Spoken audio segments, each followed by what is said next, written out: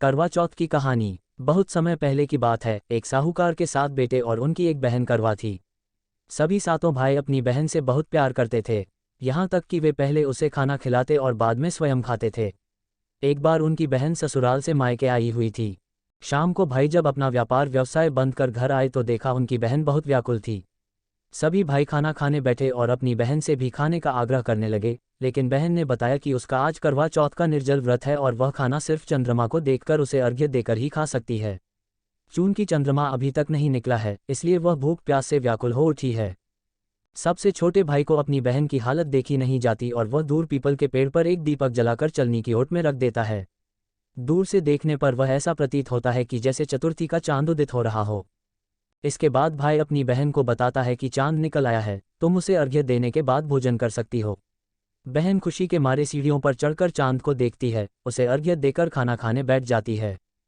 वह पहला टुकड़ा मुंह में डालती है तो उसे छींक आ जाती है। दूसरा टुकड़ा डालती है तो उसमें बाल निकल आता है और जैसे ही तीसरा टुकड़ा मुंह में डालने की कोशिश करती है तो उसके पति की मृत्यु का समाचार उसे मिलता है। वह बौखला जाती है। उसकी भाभी उसे सच्चाई से अवगत कराती है कि उसके साथ ऐसा क्यों हुआ। करवा चौथ का व्रत गलत तरीके से टूटने के कारण देवता उससे नाराज हो गए हैं और उन्होंने ऐसा किया है।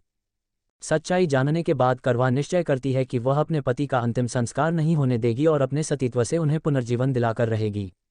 वह पूरे 1 साल तक अपने पति के शव के पास बैठी रहती है, उसकी देखभाल करती है। उसके ऊपर उगने वाली सुईनुमा घास को वह एकत्रित करती जाती है। 1 साल बाद फिर करवा चौथ का दिन आता है। उसकी सभी भाभियां करवा चौथ का व्रत रखती हैं।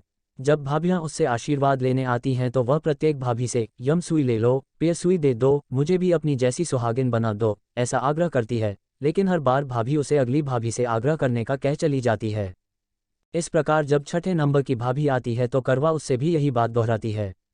ये भाभी उसे बताती है कि चून की सबसे छोटे भाई की वजह से उसका व्रत टूटा था, अतः उसकी पत्नी में ही शक्ति है कि वह तुम्हारे पति को दोबारा जीवित कर सकती है, इसलिए जब वह आए तो तुम उसे पकड़ लेना और जब तक वह तुम्हारे पति को जिंदा न कर दे उसे नहीं छोड़ना। ऐसा कहकर वह चली जाती है। सबसे अंत में छोटी भाभी आती है। करवा उनसे भी सुहागिन बनने का आग्रह करती है, लेकिन वह टालमटोली करने लगती है। इसे देखकर वह उन्हें जोर से पकड़ लेती है और अपने सुहाग को जिंदा करने के लिए कहती है। भाभी उससे छुड़ाने के लिए नोचती है, खसोटती है, लेकिन करवा नहीं छोड़ती है।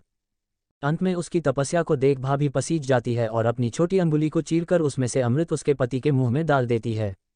करवा का पति तुरंत श्री गणेश कहता हुआ उठ बैठता है। इस प्रकार प्रभु कृपा से उसकी छोटी भाभी के माध्यम से करवा को अपना सुहाग वापस मिल जाता है। हे श्री गणेश माँ गौरी, जिस प्रकार करवा को चिर सुहागन का वरदान आपसे मिला है, वैसा ही सब सुहागिनों को मिले।